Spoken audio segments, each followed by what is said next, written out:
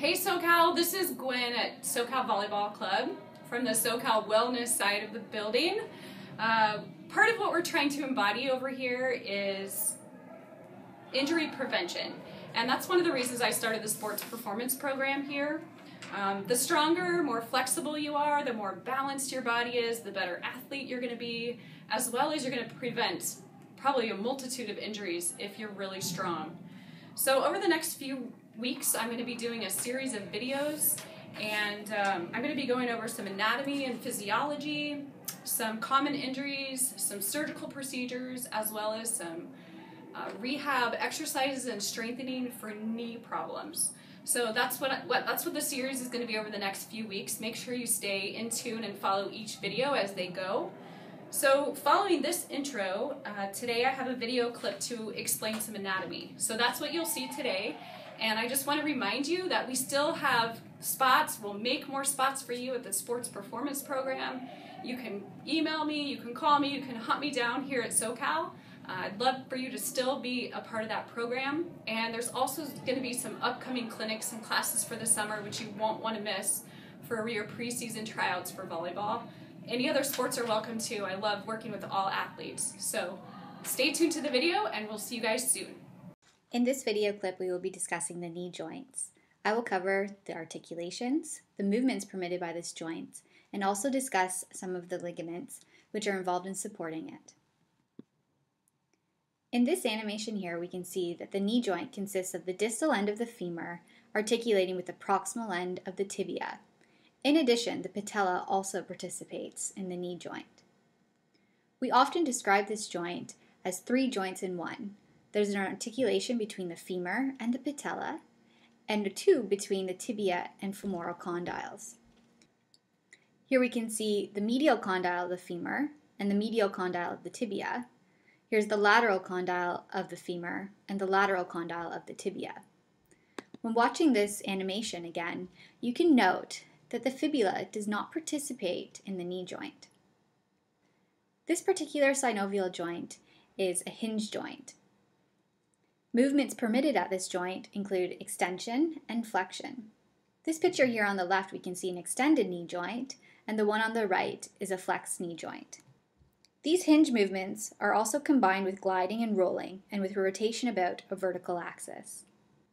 From this picture here, we can easily see that the distal end of the femur consists of these rounded ball-like projections, and the proximal end of the tibia is almost like a flat surface.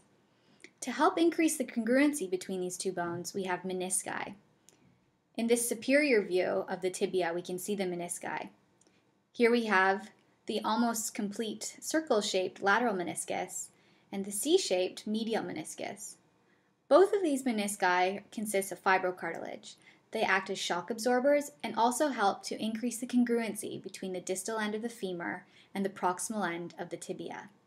Providing strength to this joint are the surrounding muscles and their tendons. In this picture here on the right, we can see the anterior thigh muscles crossing the joint.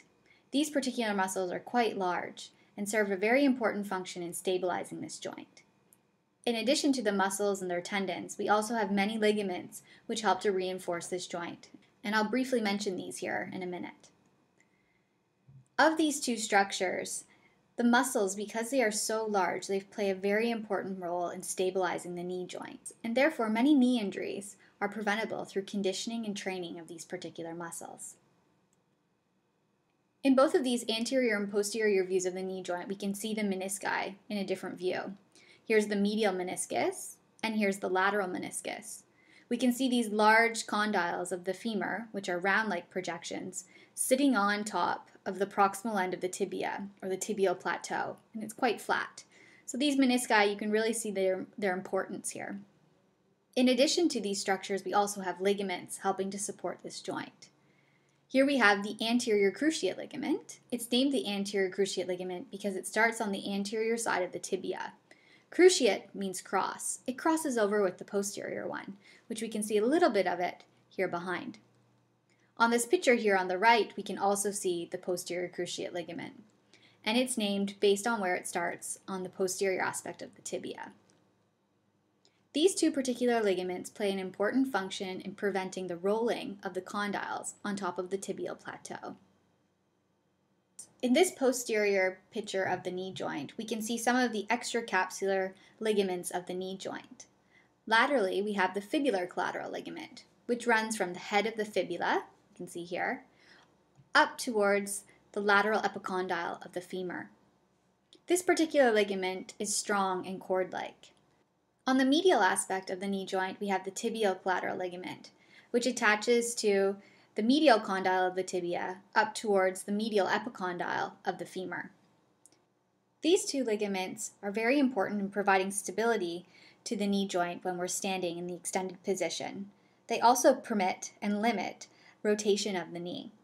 One thing to take note of is that the tibial collateral ligament, here on the medial side, attaches directly to the medial meniscus, whereas the lateral meniscus is not attached to the fibular collateral ligament. This has implications in knee injuries, which we'll discuss in class.